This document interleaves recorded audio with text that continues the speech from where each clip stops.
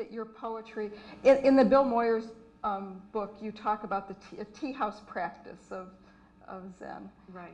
Do you think your poetry, could you talk a little bit about that to just, okay. But then also, I wonder if your poetry is in some way that sort of tea house practice. Yes, I think it is, but let me tell the audience Yes. what that is. There are, one of the, Buddhism is full of lists of things, and one of the lists is, there are 4 modes of practicing Buddhism. As a priest, as a monk, as a layperson householder, and then tea house practice. And tea house practice is the old lady who runs a tea house by the side of the road. And it's not called the Zen tea house, and she's not wearing Zen robes, but she's got a lot of this under her belt at this point. She's 80 years old, and everything is being done in that spirit. And everybody likes to stop there and drink their tea, but nobody knows why. So it's a kind of hidden practice. Mm-hmm. And Bill Moyers, I mean, if anything outed me as a Buddhist poet, it was him asking me questions on his television interview, the extended one, the half-hour program. He got me talking about it. Mm-hmm. And I just, I didn't want to not answer a question when it was asked. And so suddenly there I was. And then, at the end I said, we've burned down my tea house with this interview because, tea house is supposed to be not labeled as Zen, and now there's this label. But then, and this really troubled me. I wondered, what have I done? And then I consoled myself with the thought that I, the person, am now someone who sits up here in front of all of you and talks about Zen. But my poems are still doing tea house practice. They are, not talking about Zen. Right. So the tea house practice is fine. It's just that I don't get to do it anymore. Only my poems do. And in some ways, that's sort of a wonderful tribute to your poems. Yes, thank you, poems. Yes. It's time for another poem. Okay. How about 3 foxes by the edge of the field at twilight? 3 foxes by the edge of the field at twilight. One ran, her nose to the ground, a rusty shadow, neither hunting nor playing. One stood, sat, lay down, stood again. One never moved, except to turn her head a little as we walked. Finally, we drew too close, and they vanished.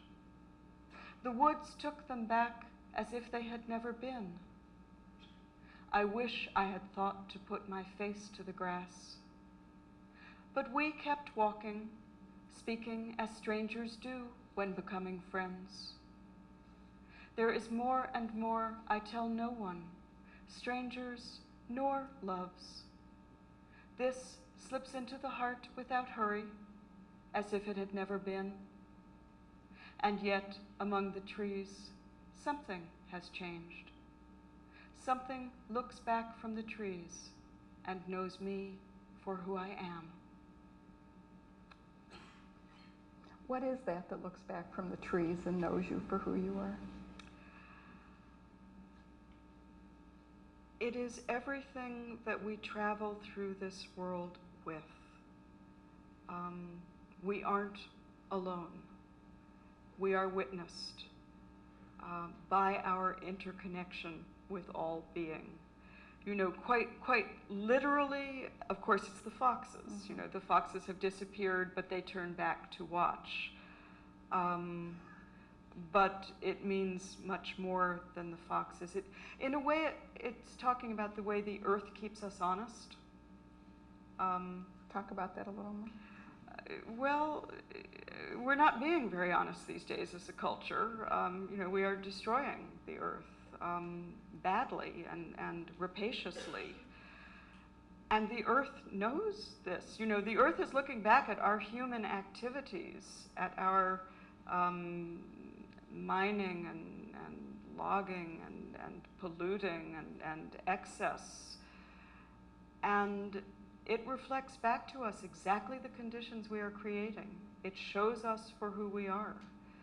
And I tremble that if we do not find a way to be differently upon it, in 75 or 100 years, it will be showing us with great schoolmistress rigor who we are, and our children and grandchildren will be paying tremendous consequences for the havoc which we are probably the last generation to be able to wreak without seeing so clearly the damage. You know, it shows up, it's completely visible, but some people don't quite see it. But you know, that is certainly part of this poem. It's not the only part of this poem. It's where my mind traveled tonight.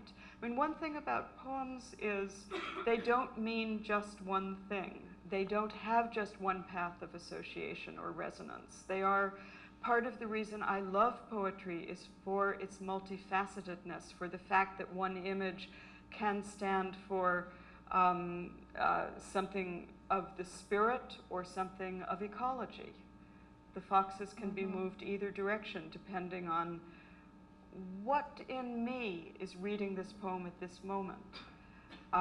If you had asked me last night, which I spent with the Benedictine monks at the Abbey of St. Martin's, I did a program down there in the afternoon, I'm sure I would have answered about the foxes more as the sense of larger being and wouldn't have gone off onto ecology. Is this a poem that began with a real event? I mean, this is one of those poems where... Oh, yes. The novelist Sandy Benitez and I were teaching together at Split Rock in Duluth, Minnesota. And there were the foxes. We took a walk. So when I say we kept on walking, speaking as strangers do when becoming friends, that is quite literal. I don't think most readers would take it as simple strangers and simple friends. And that's fine with me. That doesn't matter. But that is what the circumstances were. I was taking a walk with a woman who I'd never had a conversation with before, and we became friends. Now, the line in it that I think probably nobody knows what I mean by it. I wish I had thought, and I'm going to say it just because I have this opportunity to, I wish I had thought to put my face to the grass. What I later wished was that I had gone over to the spot of ground the foxes had been lying on and smelled it. Oh, yeah, we knew that. Oh, thank you. Piece of cake. I underestimated my readers. Thank you.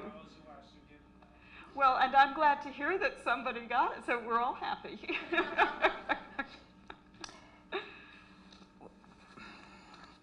In Buddhism, there's the notion of right livelihood. Is being a poet right livelihood? Oh, I hope so. Yes. I hope so. But it's only right livelihood for as long as I can do it genuinely and not have it become a performance. If it ever became a performance, I would be being faithless to poetry and its place in my life. If I ever was just reciting poems emptily and not inhabiting them when I was giving them at readings, that's the time to stop giving readings. Do you fear that? I do not fear it. I am aware of it as a possibility.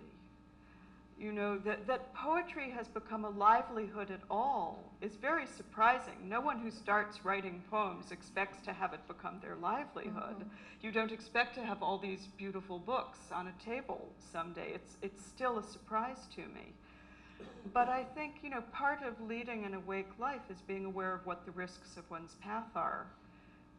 Otherwise, you fall blindly into the holes. And I think it is a risk for anyone who takes something which begins in great privacy and solitude and brings it into the public sphere in a culture where celebrity matters so much. Celebrity is not a healthy thing. And I think anyone who walks anywhere near its perimeter needs to be very alert to the risks. This is a slight change of direction. There's a poem by Stanley Kunitz, and it's a love poem that he wrote late in his life. And there's a line in the poem which is, "What makes the engine go? Desire, desire, desire." Will you talk about that, what that means to you, and whether a line like that would ever appear in a poem of yours? Oh, I think it's a deeply true line, very fundamentally. Years old. He's a child prodigy named Ludo, and Ludo and his mother Sibella lived together in London. And Sibella, who is of no mean intelligence herself, has really raised Ludo, taught him many things that most kids aren't going to learn at that age. And we first meet Ludo when he's 6. The major part of the book takes place when Ludo is about 11. But one of the things that mother and son share is a love of the movie The Seven Samurai by Akira Kurosawa, which they watch probably 3 and 4 times a week. And Ludo is very interested in who his father is, and Sibella refuses to tell him. So Ludo identifies some men who he thinks might be his father, and in the spirit of the Seven Samurai, sets them with certain tests so he can figure out which one of them, if any, is his father. It's a novel that demands a lot of its readers. It's not an easy read. But it's a book that's very, very rewarding in the sense of the fact that you get to meet these wonderful characters, particularly Ludo. Does he ever find out who his father is? I can't tell you that, Sharon. Geez. Perhaps you'll find this under your Christmas tree. I sure hope so. Is this a book that would be good for both men and women? Yeah, this would definitely be very appropriate for both men and women. I think that it's a good book for people who like to read, who are interested in contemporary fiction. Okay, and so this is set in a contemporary London? Yes, okay. Very contemporary. I'd like to add that there's a lot of good buzz on that book around the staff at the store. Oh, so okay. A lot of people reading it, saying it's really good. Excellent. Tara, what else have you brought? I brought Bonnie Bernard's first novel, which is called A Good House. It won last year's Giller Prize, which is one of the Canadian Literary Awards. And it's definitely my favorite book that I've read this year. It's a very quiet novel about a family in a small town in Canada. And in describing it to other people, a couple of times I've said it's sort of like listening to someone gossip about a family on your block. You get little bits, you don't get complete information about what's going on, but you get enough that you get really involved in the lives of these people. I just thought it was beautifully written and a wonderful story. I think that fans of Alice Munro and of Margaret Atwood, 2 other major Canadian writers, would really enjoy this book. And there is something about Canadian fiction that that ties those 3 books together. And I think it is that, in a way, detached way of looking at families and family relationships. I like this book a lot also. Was it anything like Plain Song, which has been, a big hit this year, Kenneth Harris' novel? I have to confess, I haven't read Plain Song. Do you think it was at all like that? I think it's a better book than Plain Song. Okay, good. Well, I think a lot of people who like Plain Song would probably like this book. I guess I see Plain Song as a book that appeals to both men and women. I think A Good House is really a woman's novel. Definitely, yes. Definitely. Okay, so a good one for Aunt, Grandma, whatever. Good one for that one. Great. Moving on now to nonfiction. And again, this is kind of a tricky part for someone for gift giving. You kind of have to know people's politics and their interests and other things. Nancy, what have you brought with you today? Nonfiction is the hardest thing. It's why I usually stick to fiction unless I know somebody really well and know, as you said, what their interests are, their hobbies are. On the other hand, if you don't know somebody really well, you can give them something that expresses your interests and your political views. That's right. But the book that I think a lot of people ought to read, and therefore would make a wonderful gift, is Elaine Sciolino's book called Persian Mirror, which is about Iran. And it is totally readable. It's a book that explores contemporary Iran through people, through the experiences of various people.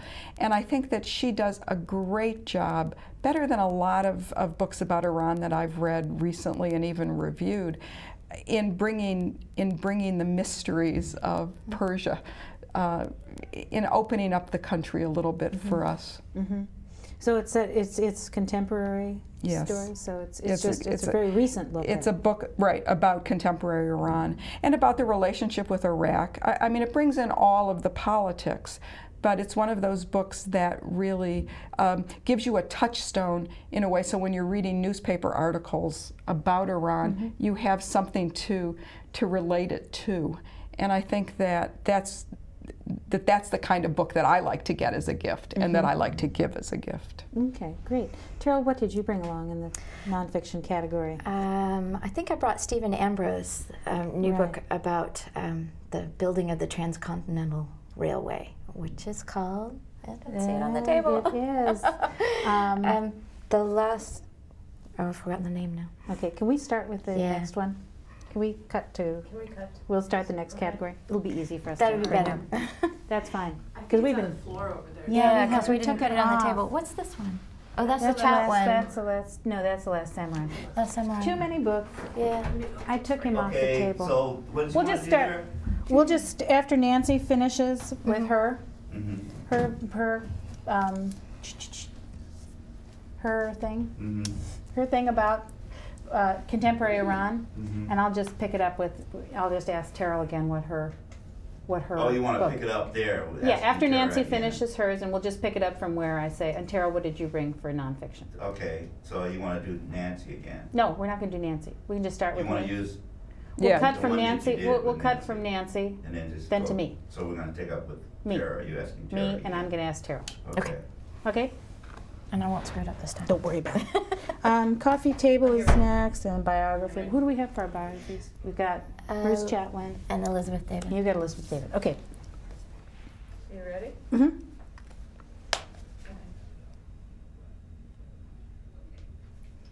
me to do a count?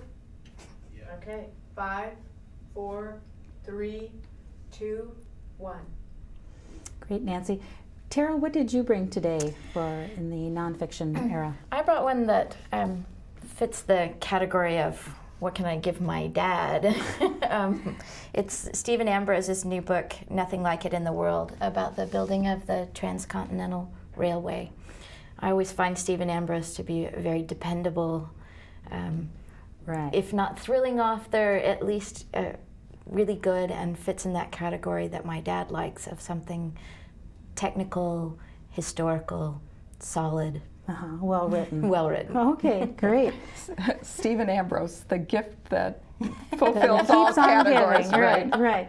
And it does. I mean, this also is a good one for both men and women, anybody who's interested. I think history always makes a kind of a good bet for holiday gift giving. You just have to be sure that it's accessible, Right. well written and accessible. And I think because that we're getting better at that. I mean, I think the nonfiction people are taking lessons from the fiction people. It's a much more conversational way for most of the good authors. accessible, but not dumbing down. Right. Which Stephen Ambrose manages that in a very appealing way. Right, right.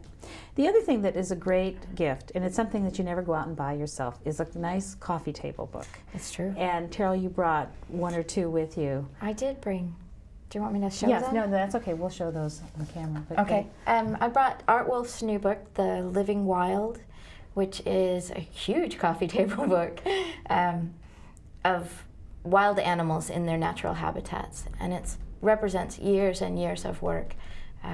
And he has it arranged in geographic areas, and you can go and look at little maps where it shows you the habitats of the various animals. It also has some wonderful writing in it. Authors like Jane Goodall and Richard Dawkins have written essays to accompany the beautiful photographs. It's a wonderful book to keep out where you can browse it a little bit at a time. Right, and this would be great for someone who loves the outdoors, or even children with families. I think would enjoy just going through the pictures of the wonderful animals. in this one. Or photographers, because the photography itself is wonderful. Good. It's sort of like a life's work. Really. And it just gives you a renewed appreciation Yeah, for the beautiful way for the that he beauty, can. and for a vanishing world. I mean, I always think that that's one of the things that these photographs can do is make us aware of what's easy to lose. Right. Yes. You have a pick from the art world, Nancy. Yes, the University of Washington Press just brought out a catalogue raisonné of the work of Jacob Lawrence. What do you say that again? Catalogue raisonné. His life's work. Ah, great. A catalogue, his reason for being, I like to think. And it is an absolutely beautiful 2-volume set. I know Terrell agreed and brought it as well, thought it would also make a gorgeous book. The reproductions are just superb. And it's one of those books, I think, that just turning the pages and looking at the paintings it's just a wonderful way to spend days and days and days. It's a wonderful book, and of course has a Seattle connection. And I think that for somebody that who loved art, who I cared about a lot, that would be a good book to give. I wanted to add how well done the reproductions are. He painted mostly in bright colors, or a lot in bright colors, and being able to reproduce those vivid tones is an important part of a book on his work.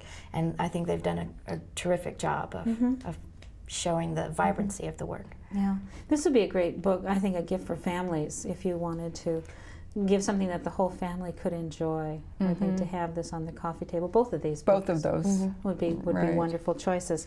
Okay, biographies next. And this is a little bit like history. Like you said, Nancy, you can express your own views or say, cater to someone else's interest on your gift-giving list.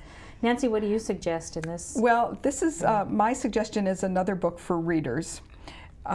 Because I kind of feel if somebody is not a reader that perhaps a tie might be a better gift. But this is a biography of Bruce Chatwin, the great novelist and travel writer, by a man named Nicholas Shakespeare. And Bruce Chatwin was a very private man who constantly reinvented himself to such an extent that when he died, for many years, there were rumors about the cause of his death, which had been reported as a disease that he had picked up on one of his travels in China.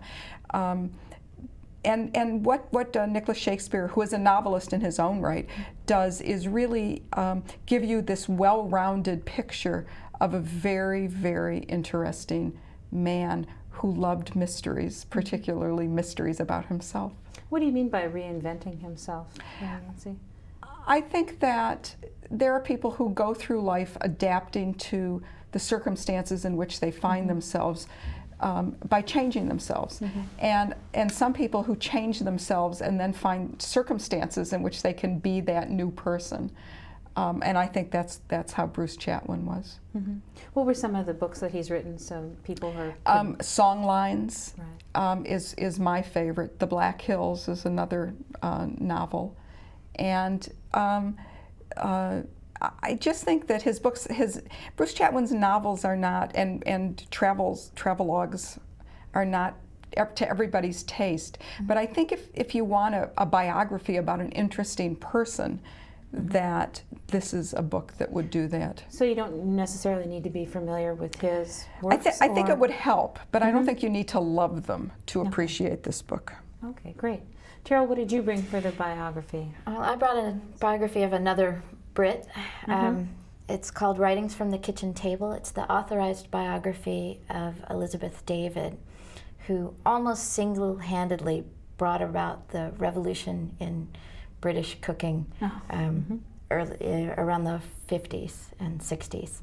She took a country that was renowned for bad food and turned it into a place where you can actually eat. But she also had a fascinating life herself. She came from an upper-class English family and spurned convention, ran off to the continent with her married lover, lived in Cairo, was interned in Italy during World War II as a possible spy.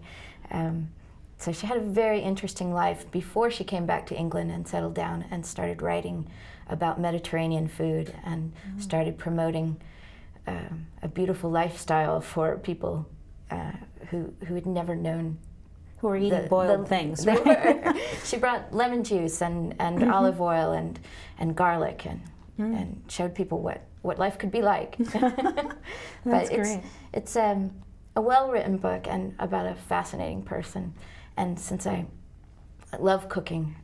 To me, this is a wonderful way to find out more about somebody who's been important in an area that I love. One of the interesting things about this is that, about this biography, is that I hope it'll send people back to Elizabeth David's own books, which for many years were out of print, and the only way you could find them was by digging through dusty used bookstores, because they're just delightful to read. And she wrote mostly cookbooks? She wrote more about cooking. Right. Okay. About Mediterranean food particularly. So it's not you aren't going to find Elizabeth David's recipes? You will. You will, but they're couched in different terms. It's not a cookbook. It's almost a travel guide. Or an education about that part of the world and their the way they cook. gastronomy. Oh, interesting. So are her other books coming out as well? So they are available now. Yes.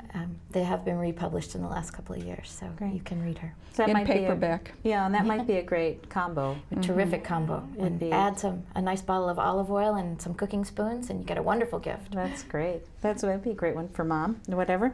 As we're going into cookbooks, Terrell, you brought one because you, as a cook yourself. I did. What's your suggestion for? I brought giving? the new book from Wildwood, which is a restaurant in Portland that I was fortunate enough to eat at just about a month ago.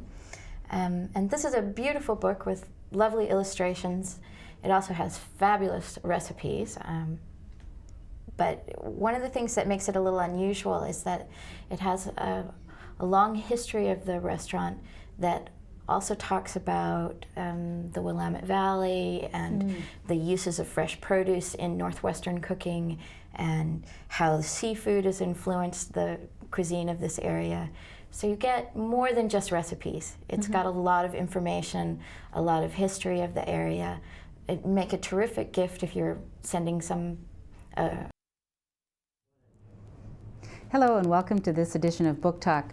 Today's program is titled Who's Afraid of the Classics? And we're going to be talking about two classic novels today, so please stay tuned and stay with us. The novels are Heart of Darkness by Joseph Conrad, a story of intrigue and dark magic in the deep Congo.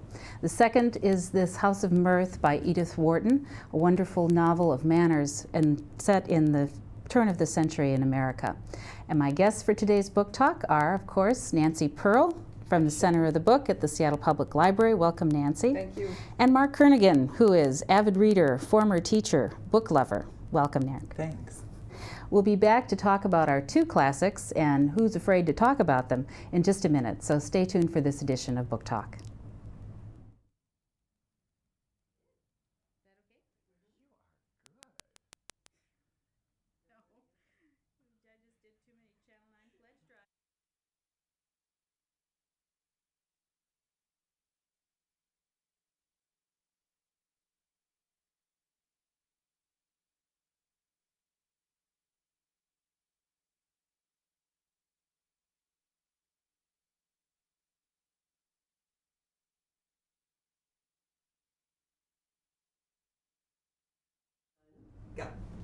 Hello and welcome to this edition of Book Talk.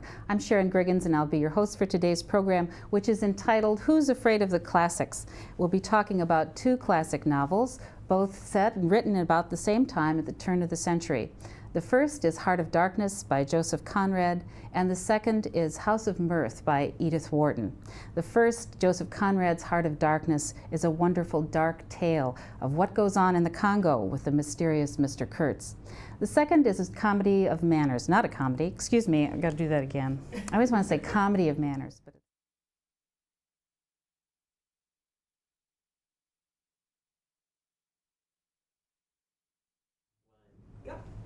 Hello and welcome to this edition of Book Talk. I'm Sharon Griggins and I'll be your host for the next half hour where we'll be talking about Who's Afraid of the Classics? We'll be discussing two classic novels. The first, Joseph Conrad's Heart of Darkness, a story of mystery and intrigue of the mysterious Mr. Kurtz who is lost in the Congo.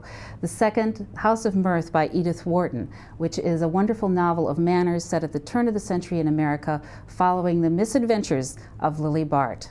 And here today talking about the classics with me are Nancy Pearl, Director of the Center of the Book at the Seattle Public Library. Hello, Nancy. Hi, Sharon. And Mark Kernigan, who is an avid reader, former teacher, and just general all-around lover of books. Welcome, Mark. Thanks.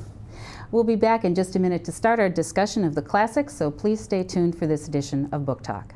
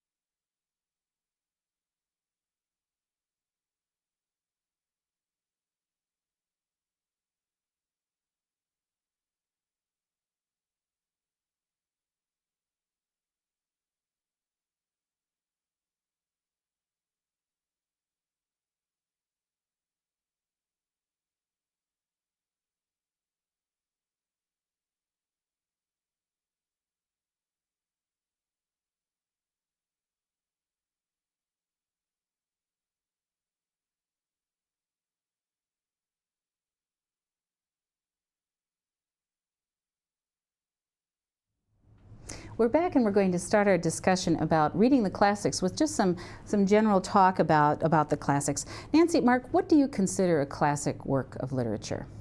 Well, it seems to me that a classic work is a work that transcends the time period in which it was written, that it has as much or in some cases even more relevance in our world than it did at the time that it came out. And would you agree, Mark? I agree, and I think one of the great classics are all hallmarked by the same thing, and it's a character or a series of characters that you can identify with in yourself, in your time, as well as in that time and place. Mm-hmm. And I think also, besides the good characterization, classic novels are characterized, if you'll forgive me, another character, characterized by wonderful writing. Mm-hmm. And I think that it might be writing that we're not used to reading anymore, as Henry James and his endless sentences, but it's wonderful writing if you give it a chance, I think. I think the other thing that characterizes a classic is a theme. It has to pose a question that is bigger than ourselves. If it merely is a recording of everyday life, it doesn't make it. But if it poses a question that we find ourselves asking each other, then we know that it's on the track. Absolutely. That's a wonderful way of thinking about classics. And that's a wonderful way of looking at today's fiction, for example, and trying to predict what will remain a classic, what will remain meaningful. Although, can you predict? I rarely can. I always think about the '63 Mustang. Who would have known in 1963? I think it's very hard. Oh, I think it's very hard too, but I think those qualities that we've listed, the theme, characters, good writing, help us eliminate a lot of books that won't. And I think particularly in what's coming out now are such self-indulgent novels that it's hard to see that any of them can transcend their time or their subject matter. I often just call them confessions on print. Yes, right. Well, then why do we love those things and have such an aversion of going back to the classics? I often are urging my book club to read a classic, and I'm greeted with howls of, oh no, not that. And I think, is it because we were all so, all we can remember is that high school or college English class where we were trying to slog our way through the Scarlet Letter? Was that created? Or why are people reluctant perhaps to pick up a classic novel, a big, heavy classic novel? Maybe because we call them classic novels, and then people feel under some compulsion to like them because they're classics. So who could possibly not like a classic? Well, classics are just novels that were written at a different time period, and everyone, as in any book discussion group or any reading of a book, approaches them with everything, with all of their own baggage and all of their own background. So there are some classics that you are going to like, and there are some classics that aren't going to touch you. I agree. Great. So when you go about choosing a classic, especially for a book group, or if an individual comes up to you, Mark, and asks about what would be a good classic, what kind of guidance would you give them? I want to back up for just a second about this classic issue, if I might. I think the other thing that leaves people terrified about classics, and this is how I guide people as a matter of fact, is often we have been asked to read a classic, particularly in high school or college, before we're ready.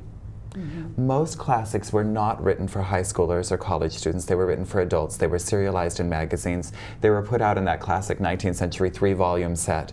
And I think that often if we've been asked to look at a classic before we were ready to, that sticks with us forever. That, oh my God, I was asked to read Heart of Darkness in the 10th grade, and those themes were just too big for me. And they're always going to be too big for me because I remember that they were. So when someone comes to me and asks me for a book, and they often do, I usually say, what did you read last? What are you interested in? And people pretty quickly, and I think it's probably easier for you than for me, pretty quickly tell you about what their issues are, what they're concerned about, where their life is, and they tell you by the books that they've chosen to read. And then I think then you start moving people ahead in a classic, in an area that interests them, in a theme that is relevant, with characters with whom they can identify. Right. I mean, a very good example of that is if somebody comes to me and says, I just loved Barbara Kingsolver's The Poisonwood Bible. Well, a natural follow-up to the Poisonwood Bible is Joseph Conrad's Heart of Darkness. It's the same place. It provides the context for the Poisonwood Bible. Or if somebody comes and talks about the women's issues, women's role in society and how interesting that is to them and the changes, well, that's a wonderful lead into almost any of Edith Wharton's novels, The House of Mirth or The Age of Innocence, which I think are both about these constrained roles that women are forced to live. And I think that when you're recommending books for a book group especially, not something that you're going to read yourself necessarily, you want something that's short. You want something that can be read and thought about in the month that most book clubs give to it. I think that while the Brothers Karamazov would be a wonderful book to discuss, I think that most of the book clubs that I know of would take one look at it and turn around and run screaming the other way. And if I were in a book club, I would feel the same way. That's an awful lot to ask of somebody. Not of somebody to read on their own, where you can revel in it and you can enjoy the expansiveness and the things that